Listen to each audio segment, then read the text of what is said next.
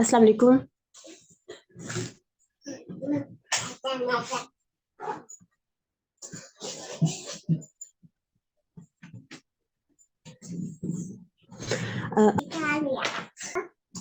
Okay, तो आज हम कल हमने जो है वो डाई कंप्लीट कर लिया था, जिसमें से क्विक क्विज 3 है, what is a hair dye. तो हेयर डाई में जो है लास्ट वाला टॉपिक आ जाएगा। और उसके बाद right different types of hair dye. तो different types of hair dyes में उसमें आ जाएगा नेक्स्ट। उसके बाद आज हम नेक्स्ट टॉपिक स्टार्ट करेंगे, पेस्टिसाइड्स।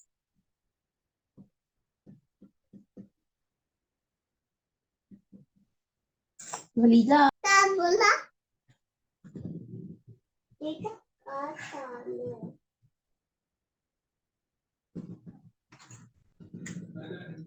ओके, पेस्टिसाइड्स जो है वो पेस्टिसाइड्स क्या है, पहले तो आप जो है वो देखेंगे पेस्ट होता क्या है। ठीक है, तो पेस्ट इज एनी ऑर्गेनिज्म, ठीक है, any organism that cause destruction और काजेज डिजीजेस, ठीक है, और स्प्रेड डिजीजेस। ठीक है, पेस्ट जो होता है वो कोई भी ऐसा ऑर्गेनिज्म है जो कि डिजीजेस स्प्रेड करता है। ठीक है, रीजन है उसका, ठीक है, डिजीजेस स्प्रेड करने का, या फिर किसी तरह से भी डिस्ट्रक्शन कॉज करता है।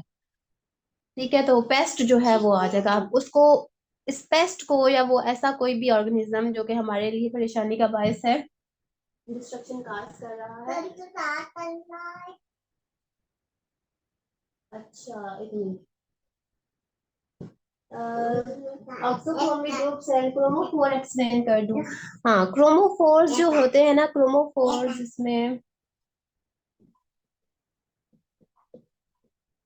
क्रोमोफोर्स जो है वो the structural feature which is responsible for imparting colour in a compound.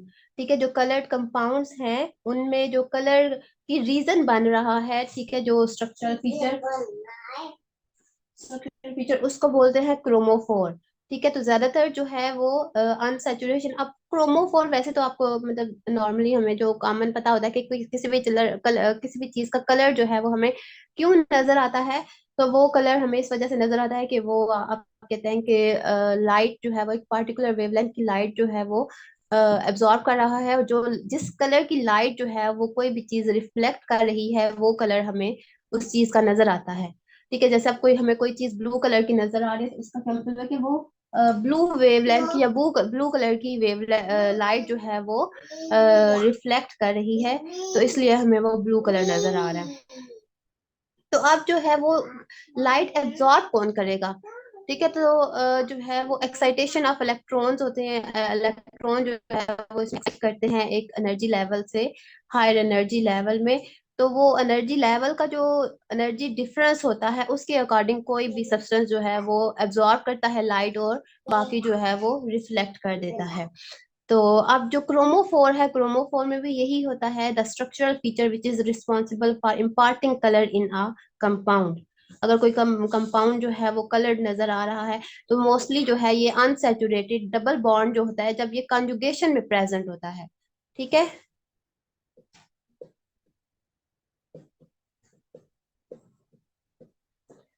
Double bonded जो ग्रुप्स होते हैं और खास तौर पे कंजुगेशन हो साथ में, तो फिर जो है ये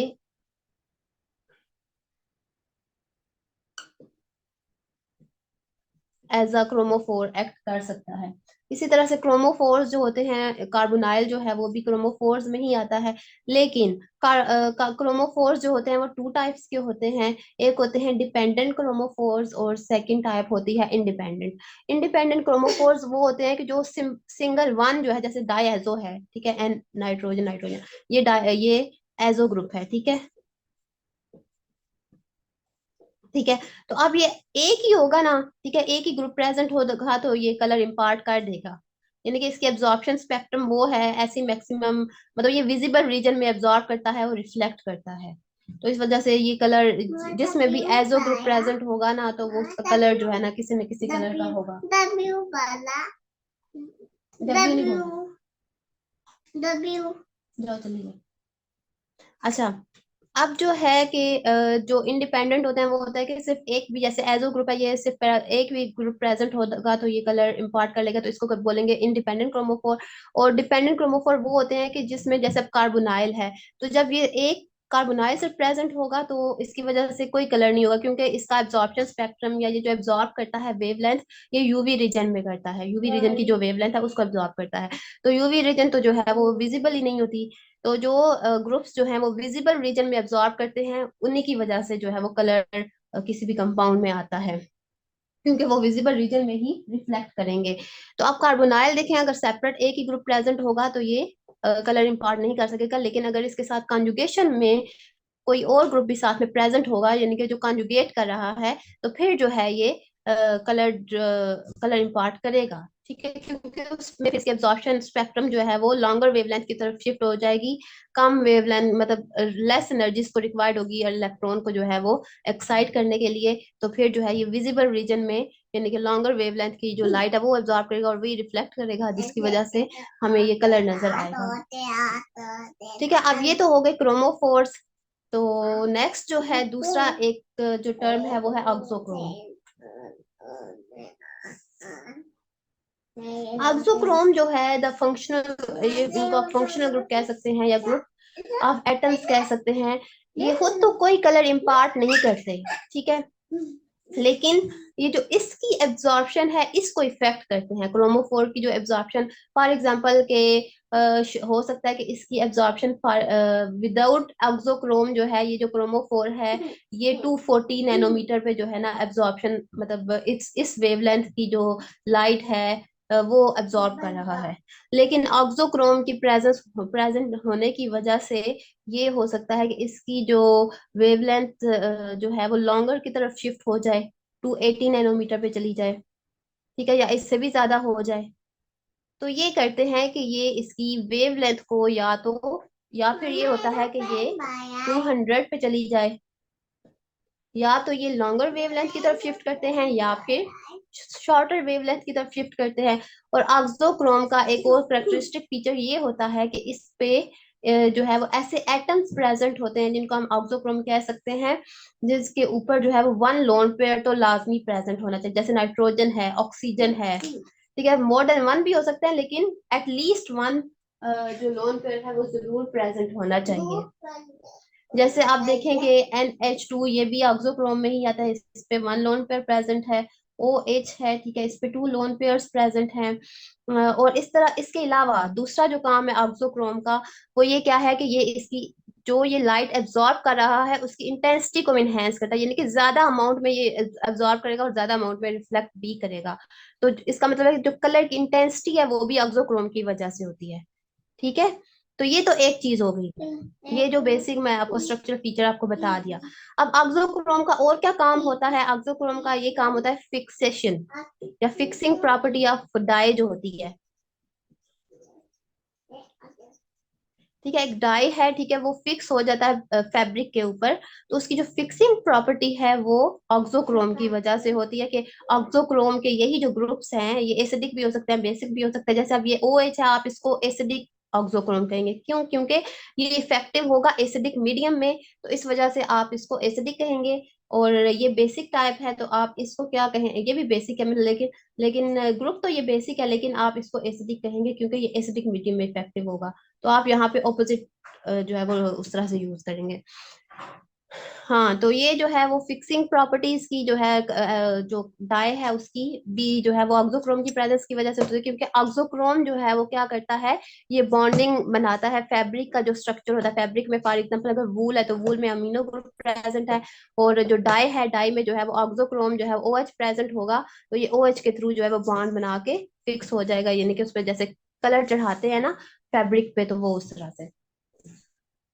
ठीक है, वैसे तो ये बहुत इसकी लंबी तफसील है, लेकिन अभी आपको इतनी ही जितनी आपको जरूरत थी उतना पे मैंने आपको बता दिया। क्लियर है? बताएं मुझे।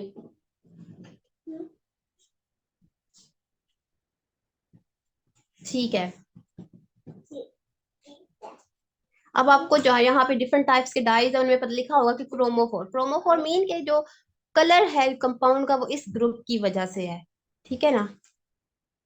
तो ऑक्सोक्रोम जो है वो जो क्रोमोफोर के साथ एक ग्रुप होता है, अटैच होता है, और वो रिस्पॉन्सिबल होता है फिक्सेशन के लिए भी, और इंटेंसिटी को भी बढ़ाता है। जी वलीजा आप बताएं। लीजा आप आए। लीजा लीजा लीजा नहीं है। लीजा नहीं है।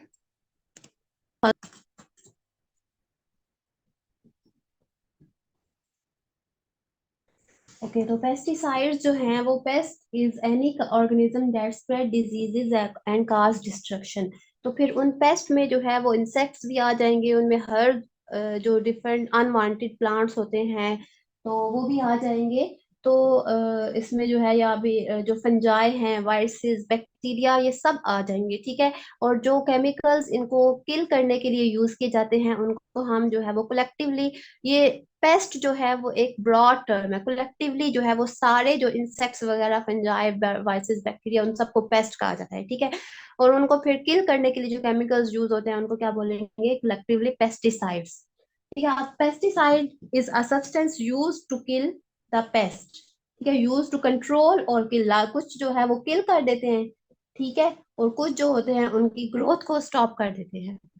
कुछ तो किल करके ग्रोथ को स्टॉप करते हैं, कुछ ये करते हैं कि मतलब खुद को प्रोटेक्शन, मतलब जो भी इंडिविजुअल है जिसको हमने प्रोटेक्ट करना है उसको प्रोटेक्ट किया जाता है, उनकी फूड को स्टॉप कर दिया जाता है या कुछ इस तरह से जो भी है, तो उस तरह से उनको जो है वो कंट्रोल कर देते हैं, ठीक है। तो द पेस्ट में भी, पेस्ट में जो है वो इंसेक्ट्स भी हो सकते हैं, प्लांट्स प्लांट्स में जो डिजीज काज करते हैं, अनडिजायरेबल जो प्लांट्स हैं, अनवांटेड फंजाई है, उसमें फंजाई भी आ सकते हैं। वीड्स, वीड्स होते हैं जो अनवांटेड प्लांट्स होते हैं ना, जड़ी बूटियां जो होती हैं छोटी छोटी, मतलब उनका फायदा कोई नहीं होता, नुकसान ये होता है कि सारे न्यूट्रिएंट्स जो है वो एब्जॉर्ब कर लेती हैं, तो इस वजह से फिर उनको भी निकालना जरूरी होता है। इसके बाद नीमाटोड्स, नीमाटोड्स जो है वो आ जाता है राउंड वर्म्स में, ठीक है। स्नेल्स हैं, स्लग्स हैं, ठीक है। स्नेल्स अब ये भी जो है ये जो प्लांट्स के जो लीफ ब्लेड है ना उनको खाते हैं, के स्लग्स भी आ जाते हैं। तो ये सारे पेस्ट में, क्योंकि ये क्या करते हैं, ये डिस्ट्रॉय, चलें डिजीजेस तो ये काज नहीं करते, लेकिन ये क्या करते हैं कि जो क्रॉप होती है उसको डिस्ट्रॉय कर देते हैं, तो डिस्ट्रक्शन काज करते हैं या फिर किसी भी तरह से डिजीज काज करते हैं, तो वो सारे पेस्ट में ही आएंगे। तो इसी वजह से फिर therefore insecticides, fungicides, herbicides are all types of pesticides. तो फिर इंसेक्ट्स को किल करने के लिए जो केमिकल यूज होगा उसको इंसेक्टिसाइड कहेंगे, फंजाई को किल करने के लिए फंजाइसाइड्स, और जो है वो हर्ब्स को किल करने के लिए हर्बिसाइड्स। तो इन सारे जितने भी केमिकल्स जो यूज होंगे इन सारे पेस्ट्स को किल करने के लिए उनको पेस्टिसाइड्स कहा जाएगा। अब टाइप्स ऑफ पेस्टिसाइड्स जो है वो ये बहुत आसान सा टॉपिक है, ठीक है, सिर्फ थ्योरेटिकल इसमें सारा है। तो इंसेक्टिसाइड्स,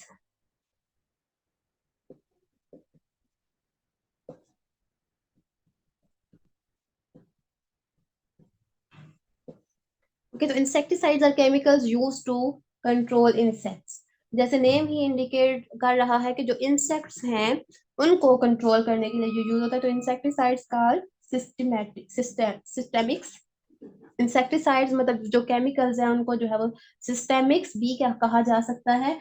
मे बी एब्जॉर्ब, ये या तो जो है वो जो भी प्लांट है उसमें एब्जॉर्ब करवाया जाता है, इंजेक्ट किया जाता है, या फिर फेड इनटू द प्लांट और एनिमल टू बी प्रोटेक्टेड, यानी कि जिस भी एनिमल या प्लांट को प्रोटेक्ट करना है उसको जो है उसमें मतलब उसकी बॉडी में ये एब्जॉर्ब हो जाए किसी न किसी तरीके से, वो चाहे रूट्स के थ्रू एब्जॉर्ब हो प्लांट्स में, या फिर जो है उसमें इंजेक्ट कर दिया जाता है, या फिर जो है जो एनिमल्स हैं उनको फैट मतलब उनको फीड करवाया जाता है, उनकी फूड में ऐड किया जाता है।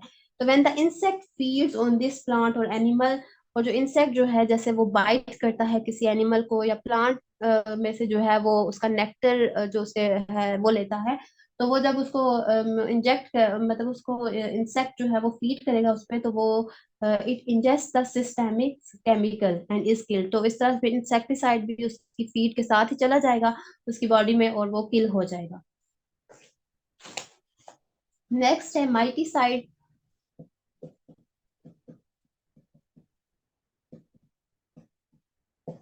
ठीक है। तो माइटीसाइड्स जो हैं ये इनको जो है वो अकैलीसाइड्स भी बोलते हैं। और ये केमिकल्स हैं जो कि यूज होते हैं टू कंट्रोल माइट्स। माइट्स जो होती हैं ना, ये होते हैं थोड़ा जैसे वो माइट्स एंड टिक्स, ये आपने सुना होगा। ये इस तरह से जैसे वो नहीं होती मकड़ी जो होती है, उस टाइप के ये होते हैं। तो tiny insecticide, spider like animals हैं ये माइट्स और टिक्स, ठीक है।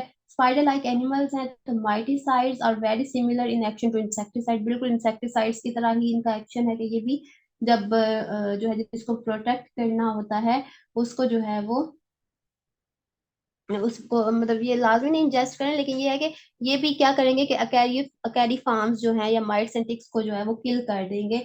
और कॉमनली जो इंसेक्टिसाइड्स हैं वही जो है वो इन दोनों को मतलब माइट्स एंड टिक्स को भी ये इंसेक्टिसाइड किल कर सकता है। ठीक है, दोनों का जो माइटिसाइड्स हैं या इंसेक्टिसाइड है दोनों का एक्शन सेम ही है। देन जो है वो आ जाता है फंजाइसाइड्स।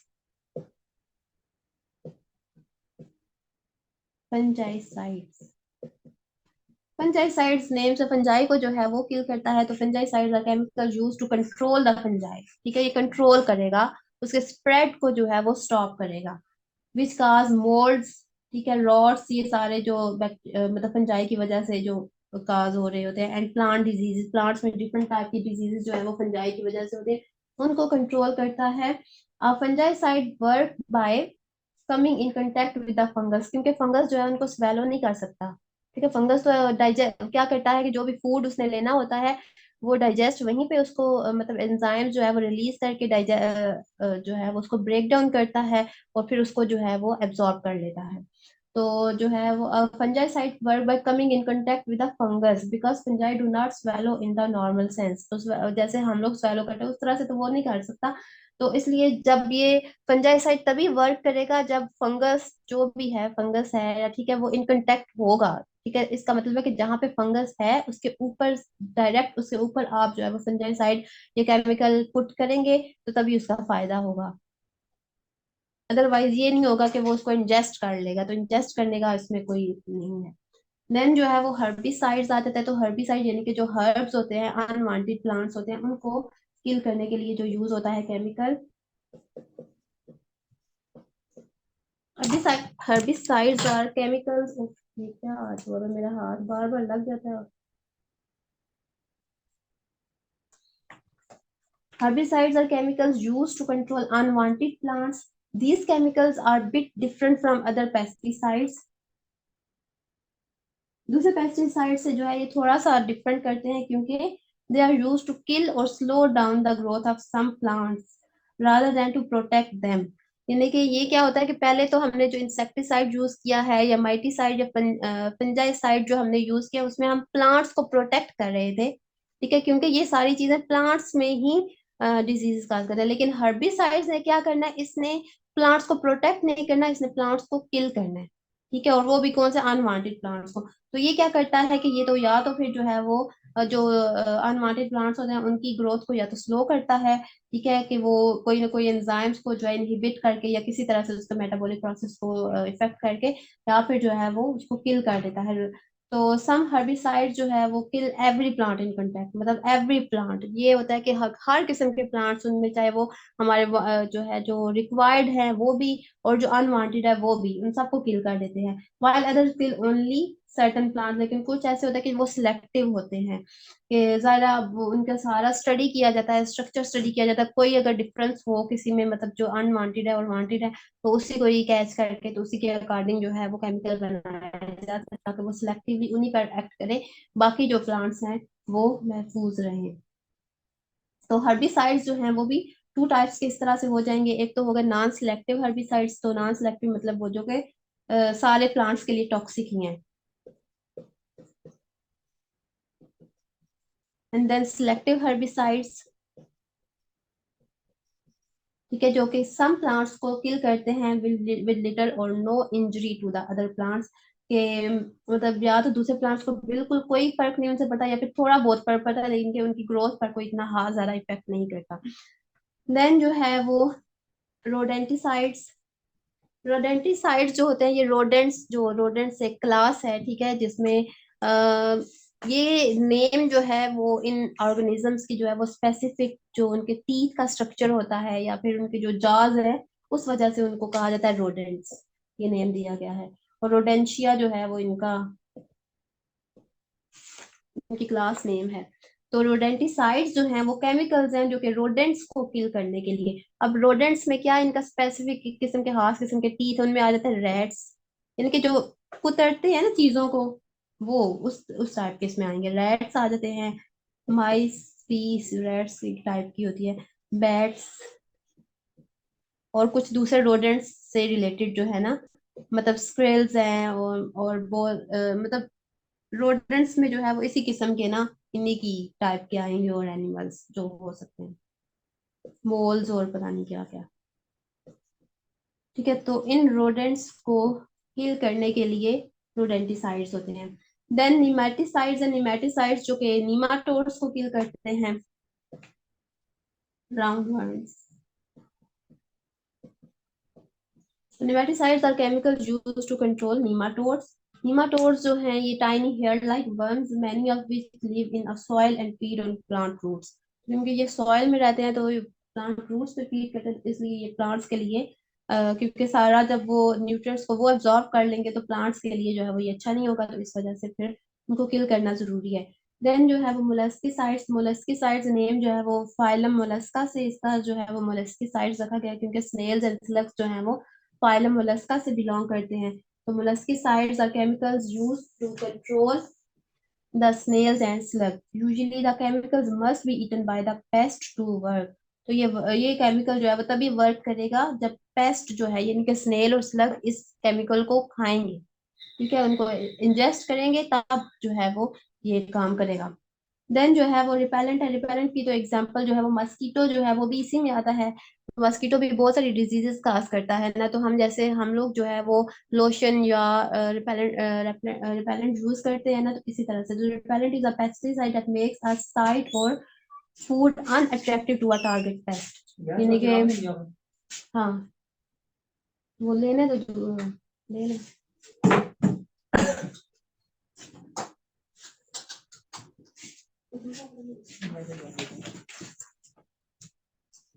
अच्छा, तो a repellent is a pesticide that makes a site or food unattractive to a target pest। जो पेस्ट होता है उसके लिए जो है वो फूड को अनअट्रैक्टिव बनाता है, जिनके उसका टेस्ट खराब करके या उसमें स्मेल, और उसकी वजह से जो है वो जो पेस्ट है उसके करीब नहीं आता। तो insects repellents are available as aerosols, जिनके स्प्रेज की फॉर्म में होते हैं, या फिर लोशन की फॉर्म में, जैसे हम लोशन जो है वो अप्लाई करते हैं, can be apply to the skin, clothing or plants to repel biting and nuisance insects. तो जो परेशान करने वाले इंसेक्ट्स होते हैं उनसे बचने के लिए आप जो है वो, अगर तो ह्यूमन बींग्स हैं तो वो लोशंस वगैरह स्किन पे अप्लाई कर सकते हैं, या अगर हम जिसको भी प्रोटेक्ट करना है हम वो अप्लाई कर सकते हैं इन पे। ठीक है, तो ये जो है वो सिंपल सा टॉपिक था।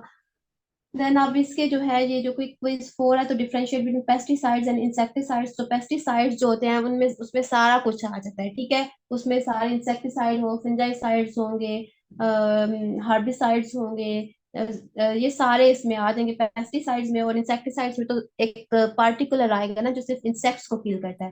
देन फंजाइसाइड्स हैं तो फंजाइसाइड फंजाई को किल करता है, हर्बिसाइड्स हर्ब्स को किल करती हैं। तो what do you understand by systemics? तो सिस्टेमिक्स जो है ये, सिस्टेमिक्स जो है ये इंसेक्टिसाइड्स ही हैं, ठीक है, जो which may be absorbed, injected or fed into the plant or animal to be protected। मतलब सिस्टेमिक्स इनफेक्ट किसको कहा जाता है? इंसेक्टिसाइड्स को ही, जो इंसेक्ट्स को किल करते हैं, ठीक है, जब इंसेक्ट उनको इंजेस्ट करते हैं। तो how do herbicides differ from other pesticide? तो हर्बिसाइड ये है कि बाकी पेस्टिसाइड जो है वो प्लांट्स को प्रोटेक्ट करते हैं, और जबकि हर्बिसाइड जो है वो प्लांट्स को किल करती हैं, ये इनका डिफरेंस होता है। Give different types of repellents. तो रिपेलेंट्स में जो है वो इसमें जो है वो आप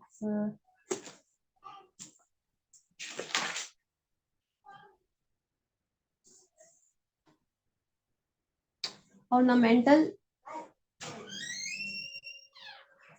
अच्छा, डिफरेंट टाइप्स ऑफ रिपेलेंट जो कि डिफरेंट जगहों पे यूज होते हैं उस हिसाब से। तो ऑर्नामेंटल प्लांटिंग्स में, यानी कि जो सजावट के लिए प्लांट्स यूज होते हैं, तो उनके लिए भी रिपेलेंट्स यूज हो सकते हैं। ऑर्चर्ड्स जो हैं वो जो फलों के बागात होते हैं उनके लिए, वाइन जार्स, वेजिटेबल्स के लिए जो यूज होते हैं, सीड्स जो हैं वो, सीड्स भी जो हैं वो डिफरेंट टाइप्स के रिपेलेंट्स हैं। ठीक है, ये मैं आपको जो है वो सेंड कर दूंगी इनके आंसर। What are molluscicides?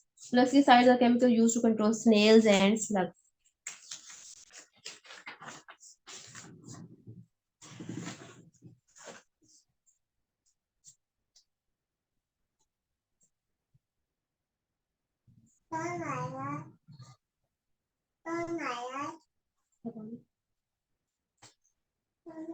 ठीक है, तो अब ये क्लियर है? कोई भी नहीं, कोई भी नहीं। हम्म।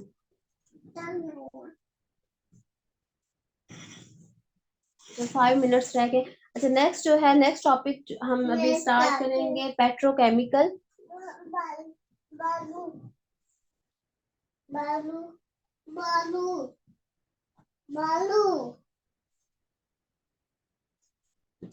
ठीक है, तो यहाँ पर बालू, बालू, पहले जो है वो थोड़ा सा जिक्र हुआ हुआ कि पेट्रो जो है वो,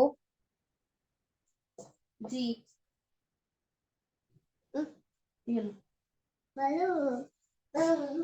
हाँ, the prefix petro is the arbitrary abbreviation of the word petroleum. तो पेट्रो जो है वो क्या है, एक शॉर्ट एंड फॉर्म है, ठीक है, वर्ड पेट्रोलियम की।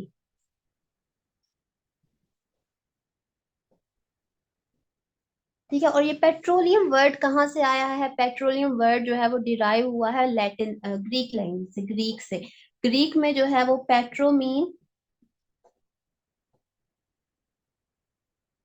Petro mean rock, ancient Greek word है, ठीक है, और पेट्रो मीन रॉक, और ओलियम मीन ऑयल। ठीक है, तो रॉक ऑयल जो है ये वर्ड, या पेट्रोलियम जो है वो किसके लिए यूज किया गया था? क्रूड ऑयल के लिए। और क्रूड ऑयल कहाँ से हमें मिलता है? रॉक से, मतलब ये जो है वो, इसको इसका नेम क्यों रॉक ऑयल इस वजह से रखा गया क्योंकि ये जमीन, जेरे जमीन से जो है ये निकाला गया था, तो इस वजह से इसका नेम, रॉक्स वगैरह के नीचे से जो है ये मिला था, तो इस वजह से इसका नेम जो है वो पेट्रोलियम रख दिया गया। और वैसे जो है इसको क्रूड ऑयल भी कह सकते हैं। ठीक है, तो इस हिसाब से जो है यहाँ पर पेट्रोकेमिकल जो है वो यूज, यहाँ पे एक टर्म यूज हुई हुई है, जैसे कि टॉपिक का नेम भी पेट्रोकेमिकल है। तो अकॉर्डिंग टू जो लैंग्वेज के अकॉर्डिंग जो है, तो यहाँ पे ये पेट्रोकेमिकल्स हैं क्या? Petrochemicals are those chemicals which are derived from petroleum और which are derived from crude oil. ठीक है, केमिकल्स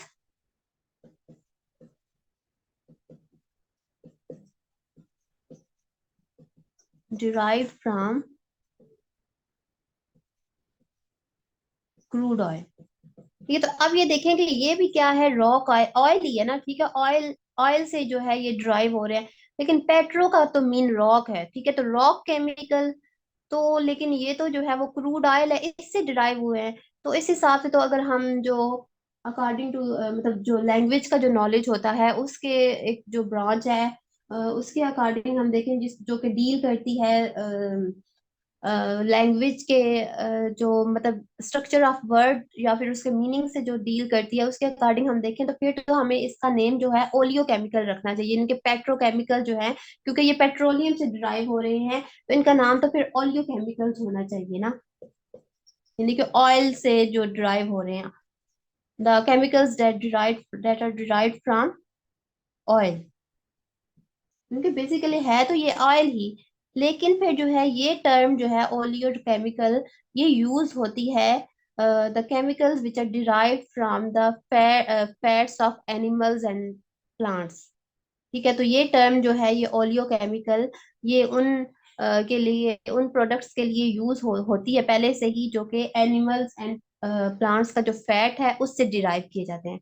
इसलिए फिर इन केमिकल्स का जो कि पेट्रोलियम से डिराइव किए जाते हैं, ठीक है, पेट्रो के वर्ड को फिर जो है वो लिया गया है यहाँ से, और फिर इनका नेम जो केमिकल्स पेट्रोलियम से डिराइव किए गए हैं या क्रूड ऑयल से डिराइव किए गए हैं, उनका नाम फिर जो है वो पेट्रोकेमिकल रख दिया गया है।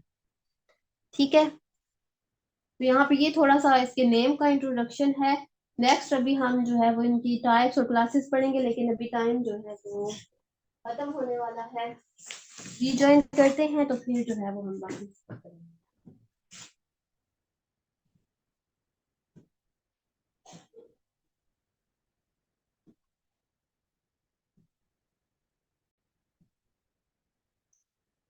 तो यहाँ पर एक वर्ड जो है वो एटिमोलॉजिकली लिखा हुआ है, तो एटाइमोलॉजिकली मीनिंग के this is branch of language, ठीक है, नॉलेज ऑफ लैंग्वेज, जो मतलब लैंग्वेज की जो स्टडी होती है उसकी ही एक ब्रांच है जो कि डील करती है मीनिंग, स्ट्रक्चर ऑफ वर्ड और उसके मीनिंग से डील करती है। तो उसके अकॉर्डिंग वो यही कह रहे हैं कि मतलब लैंग्वेज के अकॉर्डिंग हम देखें तो फिर इसका नेम जो है वो ऑलियो केमिकल्स होना, ऑलियो केमिकल्स होना चाहिए, लेकिन ऑलियो केमिकल्स नहीं है, क्योंकि ऑलियो केमिकल्स इससे पहले ही ये नेम यूज हो रहा है उन केमिकल्स के लिए जो कि प्लांट्स और एनिमल फैट से डिराइव किए जाते हैं।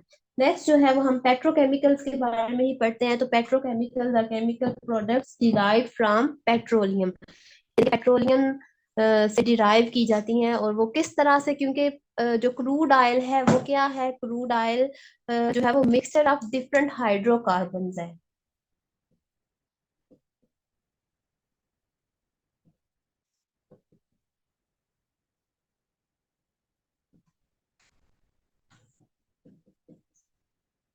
अब उन हाइड्रोकार्बन्स को जो है वो सेपरेट किया जाता है through process of fraction distillation, ठीक है, फ्रैक्शनल डिस्टिलेशन जो है उस प्रोसेस के थ्रू इन सारे हाइड्रोकार्बन्स को सेपरेट किया जाता है एक डिफरेंट फ्रैक्शंस की फॉर्म में। तो इस वजह से फिर जो है वो उस मेथड को भी फ्रैक्शनल डिस्टिलेशन कहा जाता है। तो ये जो पेट्रोकेमिकल्स हैं जो कि पेट्रोलियम से डिराइव किए जाते हैं, ये असल में ये जो पेट्रोकेमिकल्स है ये as a raw material use होते हैं बहुत सारे हमारी डेली लाइफ में जो हम यूज कर रही होते हैं बहुत सारी चीजें उनको उनको बनाने के लिए, ठीक है, एज अ रॉ मटेरियल ये यूज होते हैं।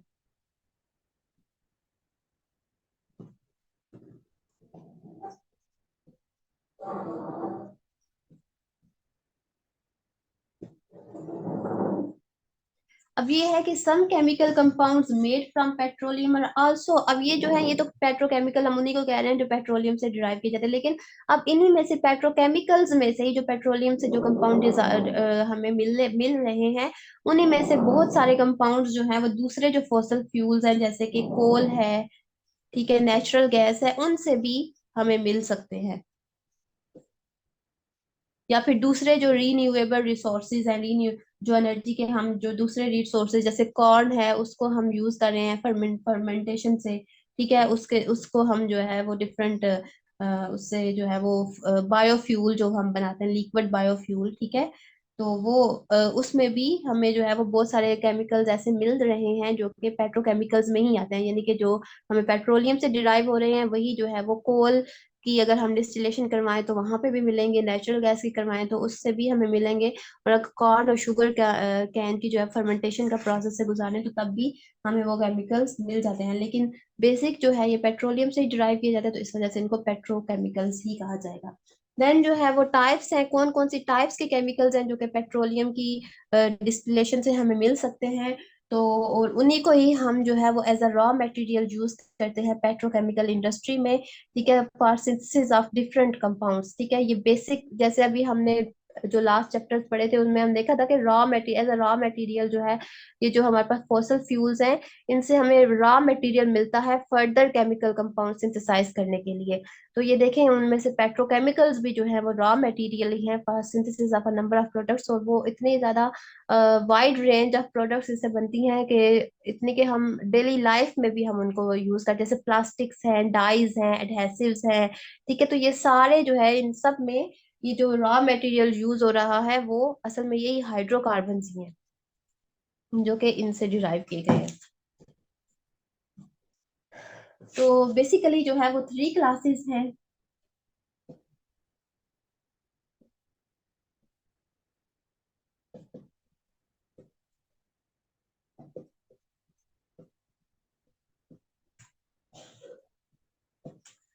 ओलिफिन्स, ओलिफिन्स मीन जो अल्कीन्स हैं, डबल बॉन्ड कंटेनिंग कंपाउंड्स, उनमें जो है वो इथाइलिन भी इंक्लूडेड है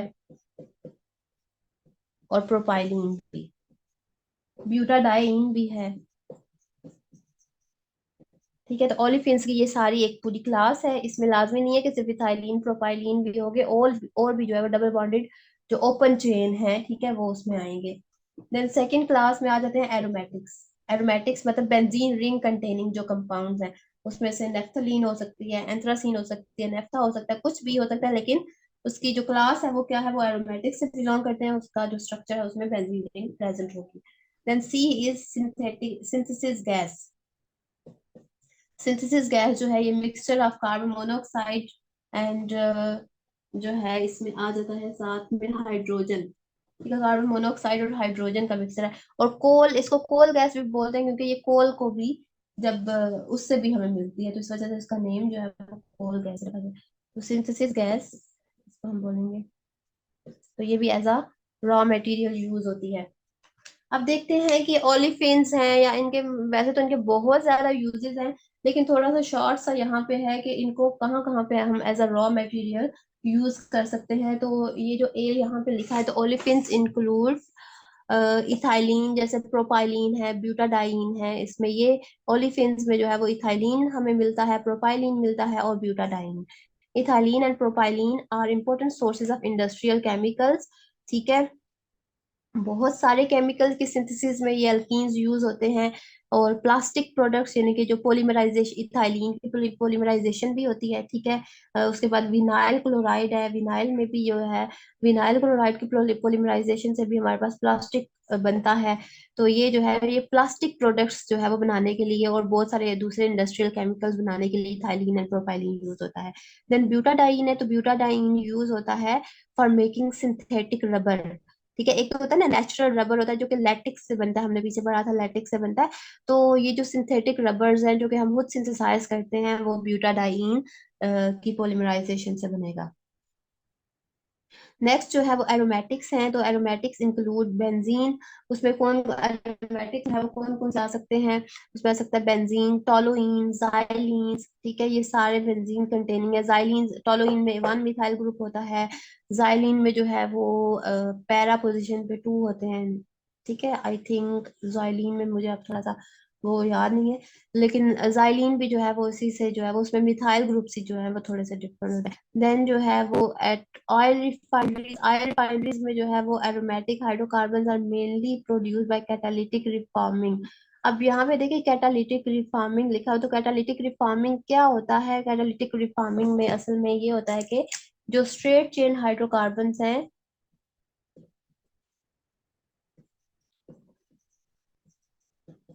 उनको कन्वर्ट किया जाता है ब्रांच्ड में।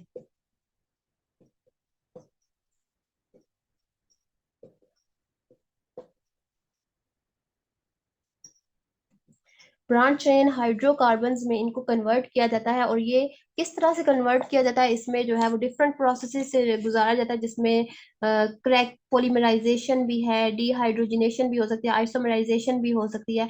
तो ये साइमल्टेनियसली ये इन सारे प्रोसेसेस के इफेक्ट से जो है ये एक ब्रांच स्ट्रेट चेन जो है वो ब्रांच चेन में या फिर एरोमेटिक्स में भी उनको कन्वर्ट किया जा सकता है। तो बेसिकली ये क्यों किया जाता है ब्रांच चेन में? वैसे जो ब्रांच चेन हाइड्रोकार्बन्स होते हैं ना, वो जो फ्यूल एज अ फ्यूल जब यूज होते हैं तो उनकी जो मतलब परफॉर्मेंस है वो अच्छी होती है। ठीक है, जो हम अगर उनकी परफॉर्मेंस की बात करें कि फ्यूल कैसा है, अच्छी क्वालिटी है। ठीक है, क्वालिटी जो होती है ना वो ब्रांच जो चेन होते हैं ना हाइड्रोकार्बन, उनकी अच्छी होती है as compare to straight chain. तो ये जो है वो कैटालिटिक, वैसे जो है वो आई अटक सॉरी आई रिफाइनरीज जो है उनमें एरोमेटिक हाइड्रोकार्बन जो है वो कैटालिटिक रिफॉर्मिंग से या इसी तरह के जो प्रोसेसेस है उनके जरिए जो है वो बनाए जाते हैं। नेक्स्ट जो है वो सिंथेटिक गैस है। Synthetic gas is a mixture of carbon monoxide and hydrogen. ठीक है, तो हाइड्रोजन और कार्बन मोनोऑक्साइड का मिक्सचर है। और ये किसके लिए, क्या इससे जो है वो बनाया जाता है? मेन जो है वो अमोनिया है। ठीक है, अमोनिया की सिंथेसिस और साथ में मेथानॉल। ठीक है, मेथानॉल की भी सिंथेसिस के लिए ये यूज होता है। अच्छा, एक और इसका एक मेथड था, आने वाली बुक में।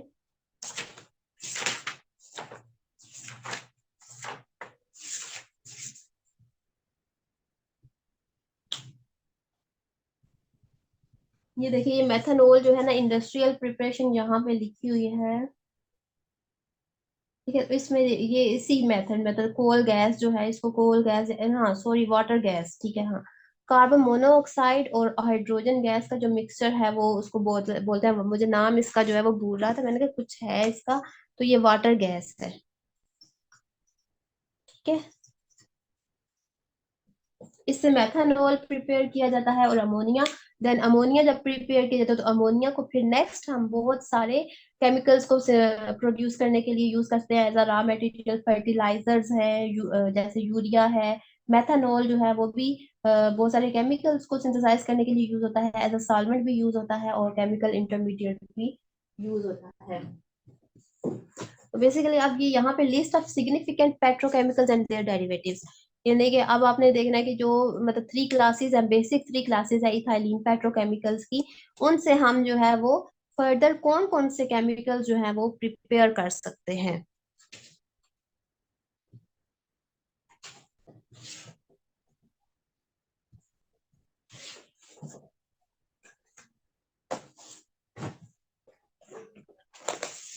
जैसे फर्स्ट ऑफ ऑल जो है यहाँ पे है इथाइलिन।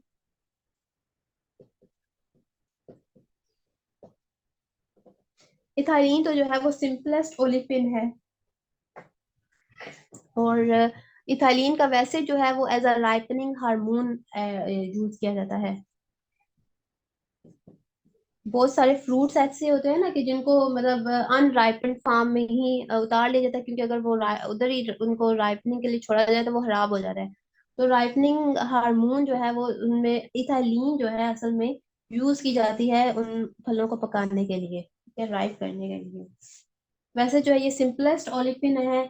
तो इससे जो है वो फर्दर इससे केमिकल्स कौन कौन से प्रोड्यूस हो सकते हैं, तो फर्स्ट जो है वो है पॉलीइथाइलिन। पॉलीइथाइलिन मतलब इथाइलिन की पॉलीमराइजेशन से पॉलीइथाइलिन बनेगा। ठीक है, उसके बाद जो है वो इससे और क्या प्रिपेयर हो सकता है, एथेनॉल। ठीक है, हाइड्रेशन के मेथड से हमने जो अल्कोहल की प्रिपरेशन पढ़ी थी। ठीक है, वाया इथाइलिन, इथाइलिन की हाइड्रेशन से chemical reaction adding water, water का जो एडिशन है उससे हमारे पास क्या बना था, एथेनॉल। उसके बाद आ जाता है इथाइलिन ऑक्साइड। इथाइलिन ऑक्साइड जो है वो जब हम मैंने आपको बताया था कि अ, जब पार्शियल ऑक्सीडेशन होती है। ठीक है, एक तो अल्कीन्स की ऑक्सीडेशन होती है ना, जिसमें मतलब वो ग्लाइकोल डायरेक्टली बन के MnO4 की प्रेजेंस में जो होती है। एक जो होती है इथाइलिन ग्लाइकोल, मतलब वो इस तरह से ना, हाफ ऑक्सी मतलब ये ऑक्सीरेन, इसको ऑक्सीरेन्स भी बोलते हैं। ठीक है, और जो है ये इथाइलिन ऑक्साइड है।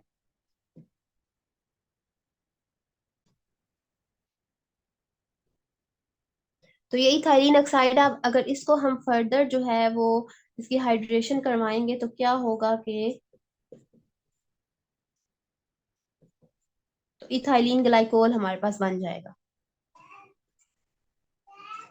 ठीक है, तो इथाइलिन इससे फिर क्या,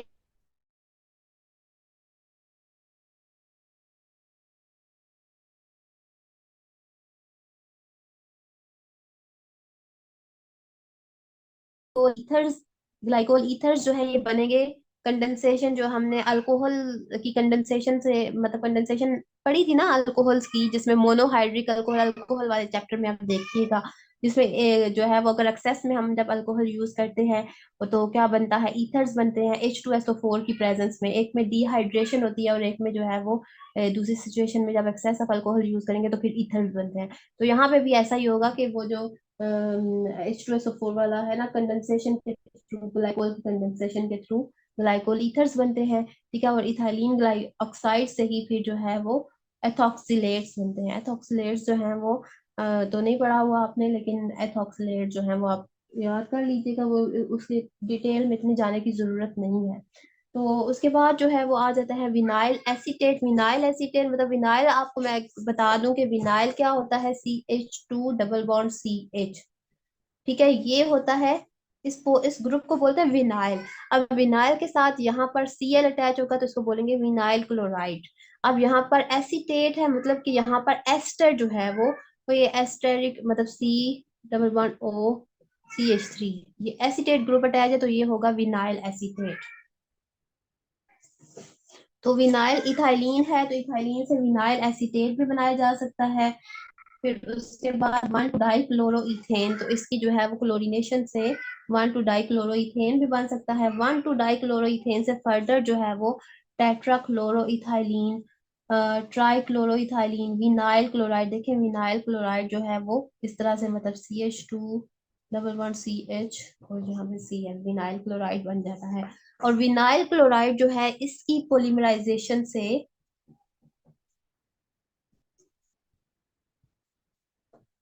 पोलीविनाइल क्लोराइड बनेगा। ठीक है, जो कंपाउंड पॉलीमर होगा उसको हम क्या कहेंगे, पोलीविनाइल क्लोराइड, मैनी मतलब।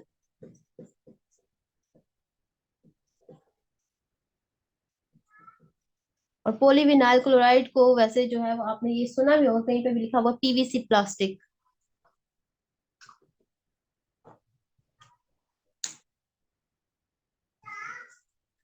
ठीक है, तो ये इसके हैं। उसके बाद इथाइलिन ग्लाइकोल जो है, इथाइलिन ग्लाइकोल का क्या यूज है, कहाँ पे, ये इंजन कूलेंट के तौर पर, ये जो इंजन रेडिएटर होता है ना गाड़ी का, उसमें जो है वो यूज होता है इथाइलिन ग्लाइकोल, जो कि मतलब सर्दियों में जो है वो जो फ्यूल होता है उसको फ्रीजिंग से बचाता है, और गर्मियों में जो है वो एज अ कूलेंट कूल रखता है, जो है टेम्परेचर राइज नहीं होने देता।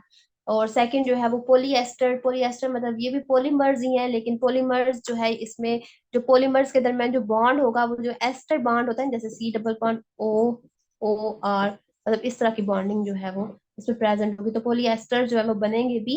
इसी तरह से जो ग्लाइकोल्स हैं, ठीक है, जैसे अब यहाँ पे ग्लाइकोल एक अल्कोहल ही है ना, तो अल्कोहल डाईहाइड्रिक अल्कोहल है, डाईहाइड्रिक अल्कोहल के साथ जो है वो कोई भी डाइकार्बोक्सिलिक एसिड यूज करेंगे तो फिर उससे जो पॉलीमर बनेगा वो एस्टर लिंकेज होगा उसमें, तो वो पॉलीएस्टर जो है वो इससे बनाए जा सकते हैं। ठीक है, अभी ये तो चंद एक हैं प्रोडक्ट्स, वरना बहुत सारी जो है वो इनसे प्रोडक्ट्स बनाई जा सकती हैं। तो नेक्स्ट जो है ये बेंजीन है, एरोमेटिक्स यानी कि उनसे भी ये सारी प्रोडक्ट्स जो हैं वो कैसे कैसे बनती है। सबसे पहले आ जाते हैं बेंजीन, तो बेंजीन से जो है वो आइसोप्रोपाइल अल्कोहल, क्यूमीन, क्यूमीन जो है ये आपने स्ट्रक्चर पढ़ा हुआ है, इधर मैं थोड़ा सा अगेन जो है वो बना देती हूँ। यहाँ पर जो है वो CH आइसोप्रोपाइल ग्रुप यहाँ पे प्रेजेंट होता है, इसको बोलते हैं क्यूमीन। और क्यूमीन वाला तो हमने रिएक्शन भी पढ़ा था फिनोल की प्रिपरेशन में, है ना। तो ये देखें क्यूमीन से जो है वो क्या क्या बना हुआ है, फिनोल,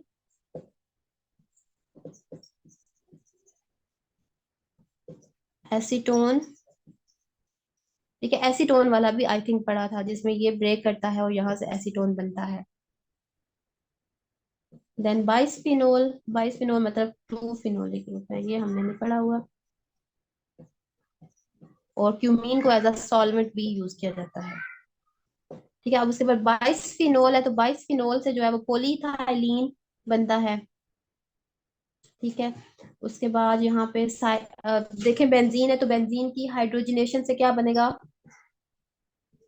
साइक्लोहेक्सेन। अब उस साइक्लोहेक्सेन से जो है वो फर्दर क्या बन रहा है, एडिपिक एसिड। एडिपिक एसिड क्या होता है पता है आपको, आपने पढ़ा था ना कार्बोक्सिलिक एसिड वाले चैप्टर में, इसका क्या फार्मूला है, देन है कैप्रोलैक्टिन।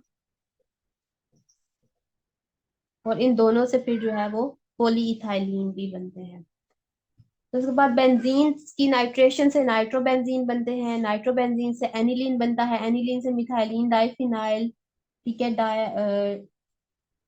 Die isocyanate, पॉलीयूरिथेन्स। और अल्काइल मतलब अल्काइलेशन से जो है वो अल्काइल बेंजीन बनते हैं। अल्काइल बेंजीन यूज होता है डिटर्जेंट्स बनाने में। ठीक है, अल्काइल ये याद रखें, ये जो सिंपल सिंपल चीजें हैं वो आप याद रखें लाजमी अल्काइल, लेकिन ये है कि ये आ भी सकता है ये क्वेश्चन। अल्काइल बेंजीन से जो है वो डिटर्जेंट्स बनते हैं, क्लोरोबेंजीन है, और मतलब क्लोरीनेशन आपने रिएक्शंस तो बेंजीन के पढ़े ही हुए हैं ना, तो उन सब से ये जो है ये बनेगा, और साथ में हमें तो याद रख लीजिएगा। Yes, hexane dioic acid.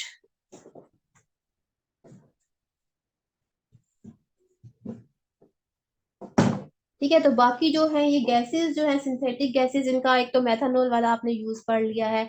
बाकी जो गैसेस है वो एज अ फ्यूल भी यूज होती हैं। देन जो है अच्छा, तो आ जाते हैं फिर रिफाइनिंग ऑफ पेट्रोलियम की तरफ, छोटा सा ये है।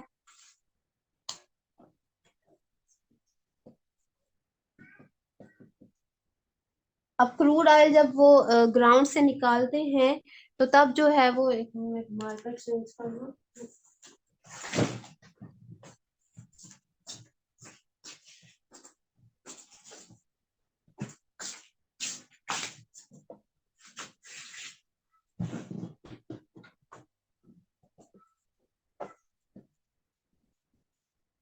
ठीक है। तो जो रॉ फार्म में जो ऑयल निकलता है उसको क्रूड ऑयल बोलते हैं, या उसको भी हम पेट्रोलियम ही कह सकते हैं। तो अब ये जो उसकी डिफरेंट मिक्सचर है, डिफरेंट मिक्सचर ऑफ कंपाउंड, उसको आपने सेपरेट करना है। लेकिन वो सब किस तरह से है, वो सॉल्युबल फॉर्म में है, ठीक है, मिसिबल लिक्विड्स है। अब देखिए जो इमिसिबल, जैसे एक होता है सैंड है, आप उसको वाटर में डालते हैं, वो उसमें सॉल्युबल नहीं होती। तो इनसॉल्युबल को आप सेपरेट किस तरह से कर सकते हैं, इनसॉल्युबल को आप जो है वो फिल्टर करके सेपरेट कर सकते हैं। ठीक है। अब अगर जो है वो सॉलिड फॉर्म में होगी तो उसको कोई डिफरेंट तरीका होगा, आप उसको सब्लिमाइज करेगा, वो सब्लिमेशन हो सकती है, तो उस तरह से सेपरेट कर। अब ये जो है कि आपने क्रोमेटोग्राफिक टेक्निक भी पढ़ी होगी, उसमें भी जो है वो उसकी टेक्निक्स, उसमें भी मिक्सचर होता है, मिक्सचर को सेपरेट जब करना होता है वो भी मिसिबल ही होता है। मिसिबल को सेपरेट करने के लिए उसमें जो है वो एक डिफरेंट टेक्निक यूज की जाती है। तो यहाँ पर जो मिसिबल लिक्विड्स है उनको सेपरेट करना है, तो उनको सेपरेट करने के लिए जो एक प्रिंसिपल जो है इसका बिहाइंड दिस टेक्निक, जो प्रिंसिपल है वो ये है कि इनके बॉइलिंग पॉइंट्स को बेस बनाई जाती है। ठीक है। कि बॉइलिंग पॉइंट्स जो हैं वो इनके वो डिफरेंस है। ठीक है। डिफरेंट बॉइलिंग पॉइंट्स होने की वजह से क्या होता है कि जो है ये डिस्टिलेशन की टेक्निक यूज की जाती है। अब डिस्टिलेशन की टेक्निक है क्या है, तो उसमें क्या किया जाता है कि जो लिक्विड होता है, मिक्सचर जो होता है डिफरेंट कंपाउंड्स का, ठीक है, उसको हीट किया जाता है, इतना हीट के बॉइलिंग पॉइंट्स तक हीट किया जाता है कि ये वो लिक्विड जो है वो बॉयल करे। ठीक है। वो जब क्या होता है कि बॉयल करता है और वेपर्स की फॉर्म में, अब यहाँ पर तो क्या है कि फ्रैक्शंस है ना, फ्रैक्शंस बनी हुई हैं। तो हर लिक्विड जो है वो अपनी अपने जो है वो फ्रैक्शन में जाके, मतलब जहाँ पे उसका लेवल होगा उस तरह से वो करेगा। लेकिन जब लैब में यूज किया जाता है, तो लैब में तो जो है वो स्मॉल स्केल पे होता है, वो मिक्सचर ऑफ लिक्विड होता है। ठीक है। इस तरह से फ्लास्क में लिया जाता है। ठीक है। यहाँ पे उसको नीचे से हीट किया जाता है, हीट जब किया जाता है तो वेपर्स में कन्वर्ट होते हैं। वेपर जो है वो ऊपर यहाँ पे, यहाँ तक, मतलब ऊपर से ये क्लोज होता है। ठीक है। यहाँ से फिर वेपर्स को कलेक्ट कहाँ पे किया जाता है, इधर, यहाँ पे। ठीक है। इसके साइड पे जो है ना वो इस तरह से, मतलब ये कंपार्टमेंट एक बना हुआ होता है, ये अंदर इसका कोई नहीं होता। वेपर्स जो है वो इसके अंदर आ रहे हैं। यहाँ पर जो है वो वाटर सर्कुलेट कर रहा होता है, कूल वाटर। तो इस वाटर का क्या पर्पस होता है कि जो वेपर यहाँ पे आए हैं, कलेक्ट हुए हैं, वो क्या होंगे कि वो कूल हो जाए, ठंडे हो जाए, और दोबारा से उनको किस में कन्वर्ट कर दिया जाए, लिक्विड में, और लिक्विड यहाँ पर कलेक्ट कर लिया जाता है। ये डिस्टिलेशन की टेक्निक होती है। अगर टू मिक्सर है, फॉर एग्जांपल एक अल्कोहल है और साथ में वाटर है, दोनों सॉल्युबल है, आपने जो है वो कोशिश करनी है कि अल्कोहल जो है उसको प्यूरिफाई करना है, उसमें से मॉइस्चर जो है वो निकल जाए। तो वाटर का बॉइलिंग पॉइंट जो है वो 100 है, और अल्कोहल का बॉइलिंग पॉइंट जो है वो 78 है। तो अल्कोहल जो है वो क्या, जब आप हीट अप कर रहे होंगे तो अल्कोहल तो पहले बॉयल हो जाएगा। जब वो पहले बॉयल हो जाएगा तो उसका मतलब है उसके वेपर्स पहले बन जाएंगे, वो यहाँ से निकलेगा, उसके वेपर्स जो है वो यहाँ पे कलेक्ट करें, यहाँ तक के उतने तक जो है वो इस पूरे मिक्सर का टेम्परेचर चेंज नहीं होगा जब तक के सारे का सारा अल्कोहल जो है वो वेपराइज नहीं हो जाएगा। ठीक है। तो जब सारे का सारा, अब क्योंकि क्यों राइज नहीं होगा, क्योंकि जितनी भी नीचे से हीट आ रही है वो सारी की सारी हीट यूज हो रही है उस फोर्स ऑफ अट्रैक्शन को ब्रेक करने में। ठीक है। जो कि मतलब अल्कोहल्स की आपस में जो इंटरमॉलिक्यूलर फोर्स प्रेजेंट है उसको ब्रेक करने में यूज हो रही है, इसलिए टेम्परेचर कांस्टेंट रहेगा। टेम्परेचर राइज नहीं करेगा सोल्यूशन का। फिर जहां तक कि सारे का सारा अल्कोहल वेपर फॉर्म में चला जाएगा, उन वेपर्स को यहाँ पे कलेक्ट किया जाएगा। वो जब इधर से गुजरेंगे तो साथ वाले कंपार्टमेंट में जो है वो कूल वाटर है, तो कूल वाटर जो है वो क्या करेगा कि उसकी हीट जो है वो वहां पे चली जाएगी, वेपर जो है वो ठंडे हो जाएंगे, यानी कि कंडेंस हो जाएंगे, वापस जो है वो लिक्विड फॉर्म में आ जाएंगे। ठीक है। तो इसको बोलते हैं कंडेंसर, यानी कि कंडेंसेशन होती है ये। तो ये टेक्निक है जिसको अब यहाँ पे लार्ज स्केल में होगा, और यहाँ पर इसके लिए जो है वो एक फ्रैक्शनेटिंग कॉलम यूज होगा, और उस कॉलम में जो है वो अलग अलग सारी फ्रैक्शंस जो है वो होती जाएंगी अलग। तो यहीं से जो है वो हम देख लेते हैं। तो रिफाइनिंग प्रोसेस यानी कि इसको बोलते हैं रिफाइनिंग ऑफ पेट्रोलियम। पेट्रोल को मतलब रिफाइन करना, साफ करना। Refining petroleum, refining process is the separation of crude oil mixture into various useful products. ठीक है, जैसे अब क्रूड ऑयल जो हमें मिला है, वो मिक्सचर है डिफरेंट प्रोडक्ट्स का, तो उनको जो है वो सेपरेट करना है, ठीक है, in the form of fractions. अब फ्रैक्शन, इसके लिए जो प्रोसेस यूज होता है, the process with the help of which a mixture of miscible liquid is separated on the basis of difference of boiling points. ठीक है, उनके बॉइलिंग पॉइंट्स के डिफरेंस, ये बेस है इस प्रोसेस की। ठीक है, बाय एवेपोरेशन, पहले एवेपोरेट करेंगे, वेपर्स में कन्वर्ट करेंगे। ठीक है, फिर वेपर्स को जो है वो कंडेंस करके कंडेंसेशन प्रोसेस के थ्रू अगेन जो है वो लिक्विड फॉर्म में कन्वर्ट करेंगे। तो इस car this process is called fractional distillation. अब फ्रैक्शनल डिस्टिलेशन जो है वो इस वजह से, ये फ्रैक्शनल कॉलम यूज होता है तो इस वजह से ये नेम यूज किया गया है। Principle of fractional distillation, principle वही होता है कि जो बेसिस होते हैं, जैसे क्रोमेटोग्राफी के लिए ये प्रिंसिपल, उसका प्रिंसिपल क्या है कि टू फेजेस होती है, एक स्टेशनरी फेज होती है, एक लिक्विड फेज, एक जो है मोबाइल फेज होती है।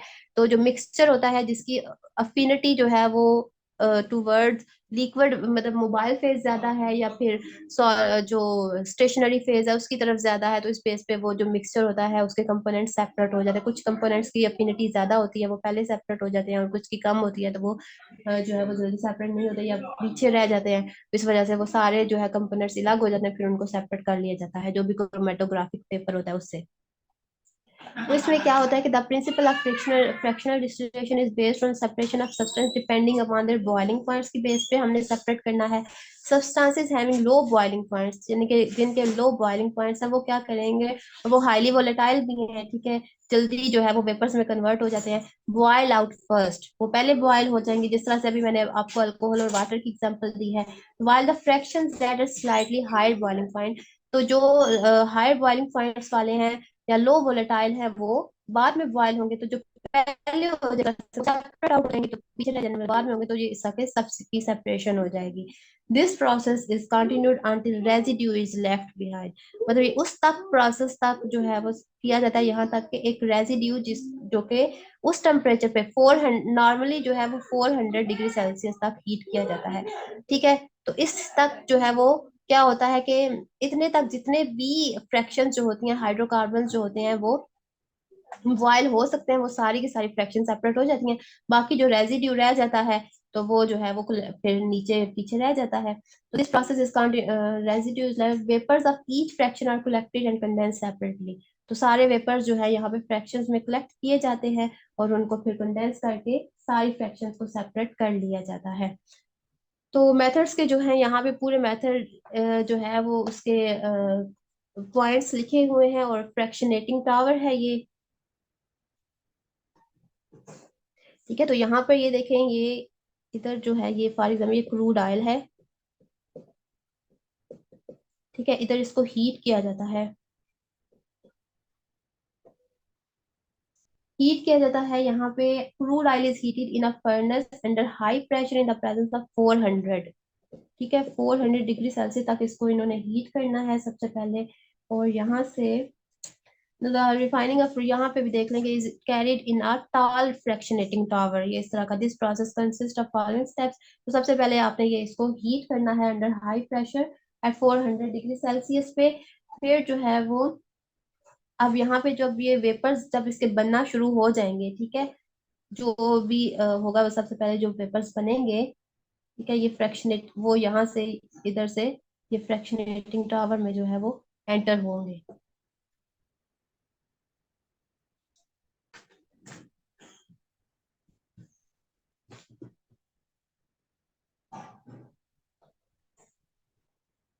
ठीक है, तो अब आगे देखेंगे, vapours are passed through a fractionating column from near its bottom.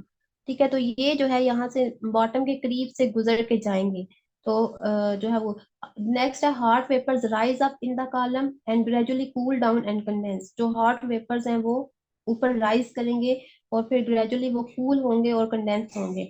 अभी पहले ये पढ़ लेंगे फिर मैं आपको जो है उससे सारा कर देती हूँ। Vapours having high boiling points, जिनके जो है वो बॉइलिंग पॉइंट जो है वो 350 to 400 है, condense first in the lower part of the tower. तो वो पहले कंडेंस हो जाते हैं कहाँ पे, in the lower part of tower. अच्छा, लोअर पार्ट ऑफ टावर में जो है वो कंडेंस होते हैं जिनके हाई होते हैं। और vapours having lower and medium boiling point fractions rise upward in the tower and condense gradually with respect to their boiling point at different levels. In this way, crude oil is separated into six hydrocarbon fractions. अब ये बताएं मुझे कि जो ये कह रहे हैं कि जिनके बॉइलिंग पॉइंट्स हाई हैं वो जो है वो नीचे यहाँ पर होते हैं और जिनके जो है वो ऊपर चले जाते हैं, इसकी क्या रीजन है? कोई बता सकता है कि जिन फ्रैक्शंस का बॉइलिंग पॉइंट जो है वो मीडियम है या लो है, वो ऊपर चले जाते हैं और वहां पे जाके उनके होते हैं, मतलब वहां पे जाके कंडेंस होते हैं, और जो होते हैं हाई वाले हैं वो नीचे हो जाते हैं।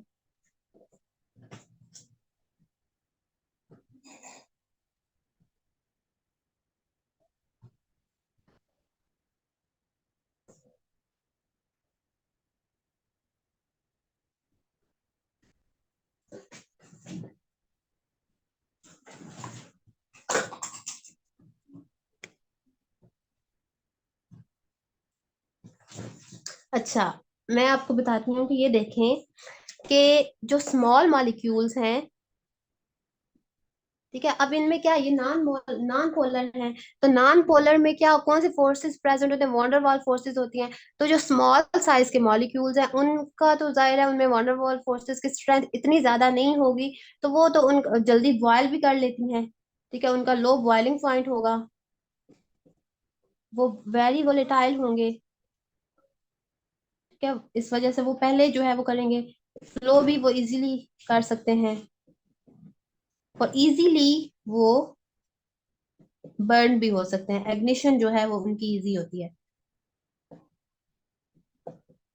तो लार्ज जो मॉलिक्यूल्स हैं उनके हाई बॉइलिंग पॉइंट है, वो इतने वोलेटाइल भी नहीं है, और flow easily does not ignite easily, और जो है उनकी इग्निशन भी इजीली नहीं होती है। अब आप देखें कि जो लो बॉइलिंग लिक्विड्स हैं वो क्या हैं, वो स्मॉल साइज के हैं, उनका मॉलिक्यूलर वेट कम है। ठीक है, उनकी क्या होगी फिर, वो क्या होंगे, लेस डेंस होंगे ना, उनकी डेंसिटी कम होगी, हल्के होंगे वो। तो वो जब उनके वो हल्के होंगे तो वो क्या करेंगे, वो ऊपर राइज करेंगे, ऊपर वाले कॉलम के ऊपर वाले पोर्शन में चले जाएंगे, ऊपर वाले हिस्से में जाएंगे। ठीक है, और जो हैवी होंगे वो किधर जाएंगे, वो बॉटम में जाएंगे।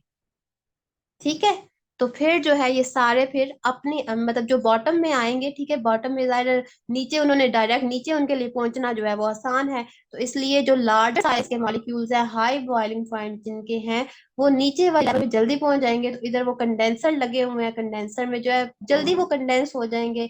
तो जो दूसरे हैं स्मॉलर है वो क्या करेंगे कि वो ऊपर जाते हुए टाइम लगेगा, ऊपर जाके तो फिर वो जो है वो अपने अपनी जितनी जितनी उनकी डेंसिटी है, उसके जो बहुत हल्के हैं वो सबसे ऊपर जाएंगे।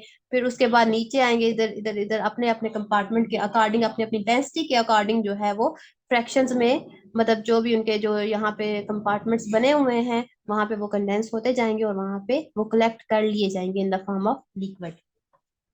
सही है, उनमें जो गैसेस हैं, गैसियस फॉर्म जो है वो सबसे लाइट इन वेट होती है। ठीक है, और उनका लेस बॉइलिंग पॉइंट यही इंडिकेट कर रहा है, और वो गैसेस की फॉर्म में ही कलेक्ट होगी तो वो सबसे ऊपर होगी। ठीक है, रिफाइनरी गैसेस।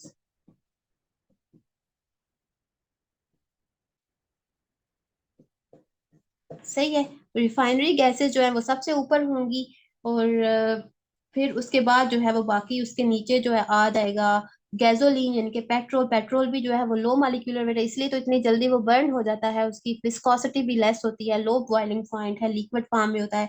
तो गैसोलीन क्या है, वो पेट्रोल जो यूज करते हैं ना, पेट्रोल वही गैसोलीन है। देन नेफ्था, उसके बाद नेफ्था होगा। फिर केरोसिन, केरोसिन जो मिट्टी का तेल होता है, ये एयरक्राफ्ट में यूज होता है। डीजल ऑयल है, फिर ठीक है फ्यूल ऑयल है, और फिर एट द एंड रेजिड्यू रह जाता है बिटुमेन, जिसको बोलते हैं बिटुमेन, जो कि एज अ बाइंडर यूज होता है रोड्स और रूफ्स वगैरह की कंस्ट्रक्शंस में।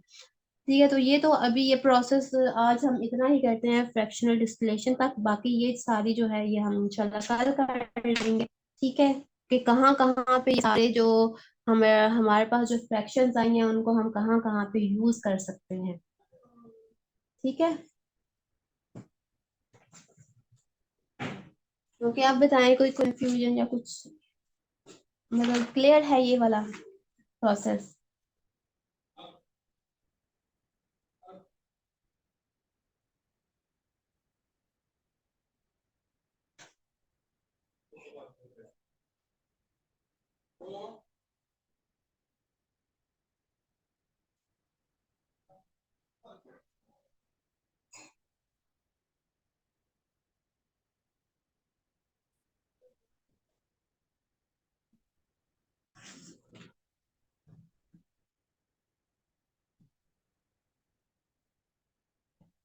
कौन सा कह रहे थे?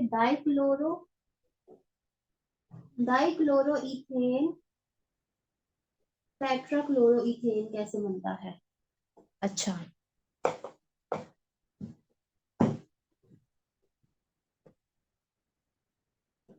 ये जो है डाइक्लोरो इथेन तो जो है ना वो क्लोरीनेशन ऑफ इथाइलिन से।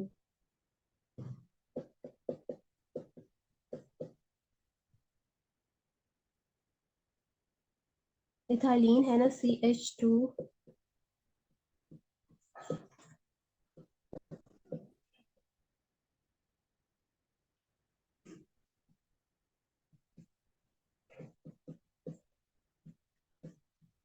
ठीक है, ये डाइक्लोरो इथेन तो इससे बन जाएगा ना। फिर बाकी जो है यहाँ पर एक दो ठीक है, तो डाइक्लोरोइथेन तो इस तरह से बनेगा।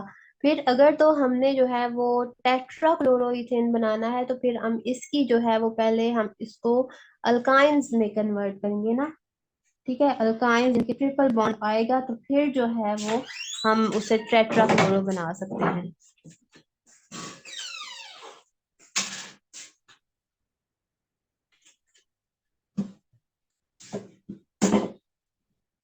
इसकी डीहाइड्रोजनेशन होगी, ये अल्काइन में कन्वर्ट होगा जैसे। फिर इसकी अगर हम क्लोरीनेशन करवाते हैं,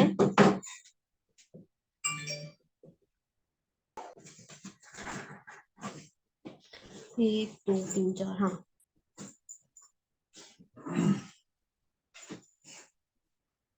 एक दो,